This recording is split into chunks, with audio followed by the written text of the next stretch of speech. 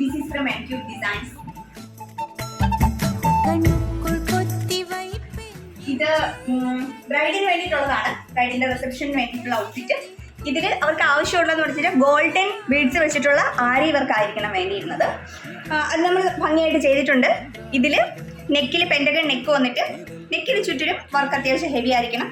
Body full scattering ആയിരിക്കണം. Body princess cut ആയിരിക്കണം. പിന്നെ ടോപ്പിൻ്റെ ബോട്ടം പോർഷനിലായിട്ട് ടേസൽസ് വേണം എന്നുള്ളത് മസ്റ്റ് ആയിരുന്നു. അത് ഗോൾഡിന് മാച്ച് ആയിട്ടുള്ള ടേസൽസ് കൊടുത്തിട്ടുണ്ട്. പിന്നെ ഹാൻഡിൽ ചെറിയൊരു ബോർഡറും പിന്നെ സ്ലീവ് ഫുള്ള് നല്ല ആരി വർക്ക്, ഭംഗിയുള്ള ആരി വർക്ക്, കർവ്ഡ് ഷേപ്പിലായിരിക്കണം വർക്കൊക്കെ വരേണ്ടത്.